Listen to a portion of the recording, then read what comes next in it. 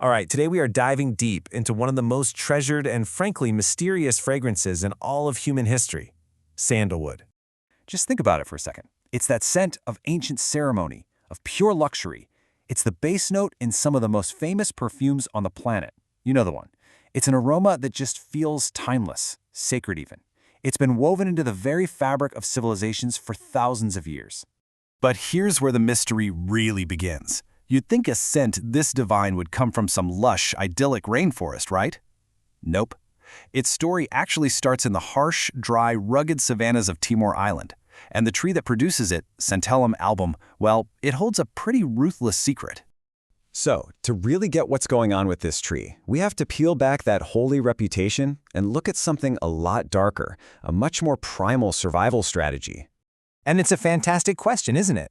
I mean, how on earth does something so precious, so fragrant, come from a place with so few resources to go around? Well, the answer isn't about what the tree has. It's about what it takes. See, if you were just walking by, it would look like any other tree. But deep down, below the surface, it's pulling off a constant, silent heist. The truth is, it literally can't survive its early years on its own. Okay, so the scientific term for this is hemi-parasite.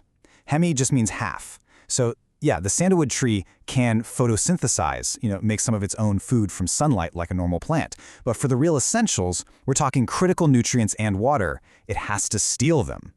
And its weapon of choice? Something called the haustoria. These are these incredibly specialized root organs that basically act like little suckers. They go hunting, seeking out the roots of other unsuspecting plants, and then they latch on, ready to commit grand larceny. So what does this heist actually look like in action? It's pretty wild. First, the sandalwood sends out its haustoria, which kind of probe through the soil until they bump into a suitable host, often a really hardy tree like an acacia. Then, bam! They physically latch on and burrow into the host's root system, tapping directly into its vascular tissue, its lifeblood. From there, it's just siphoning off all the good stuff: water, phosphates, nitrates, the very building blocks the host tree needs for itself. And this is what is so remarkable about this tree. It is, quite literally, a botanical vampire. It drains the life from its neighbors just to create this incredible aroma that we, humans, consider a symbol of purity and grace. The irony is just incredible. Okay, so we've got the survival tactic down. It's ruthless. But now let's look at how that stolen life force gets transformed into one of the most complex and valuable natural products on the entire planet. So where is this amazing scent actually coming from? It's not in the leaves, it's not in the bark. No, the precious oil is concentrated deep inside the tree, in the dead, non-living central core that we call the heartwood. And listen, this is not a quick process. The tree has to mature for decades. We're talking 15, even 30 years, slowly depositing these complex essential oils into its core. When scientists today want to figure out what's in this fragrant gold, they use a fancy technique called gas chromatography mass spectrometry. It's a mouthful, I know, but it basically lets them map out the oil's precise chemical fingerprint. And that analysis reveals the real stars of the show. The signature sandalwood aroma, it really all comes down to two key molecules: alpha-santalol and beta-santalol. And what's amazing is that these compounds do more than just smell incredible. Scientific studies have shown they have powerful antibacterial properties and can even reduce anxiety. So it doesn't just smell calming, it actually is calming. And this is what makes true Indian sandalwood, Santalum album, the real deal. There are actually strict international quality standards, and to be considered authentic, the oil has to have over 41% alpha-santalol.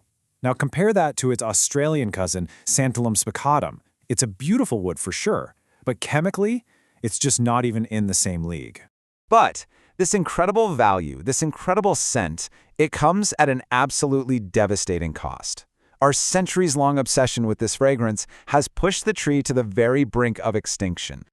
And the main reason for that is brutally simple. You can't just tap a sandalwood tree for its oil like you would a maple tree for syrup. No way. The fragrance is locked away in that dead heartwood, right at the center. So to get it, you have to kill the tree. You have to uproot the entire thing to get every last fragrant piece. And that destructive process has really defined its history with us. It all kicked off around the 15th century when European powers started their global spice hunt, and sandalwood shot to the top of the list.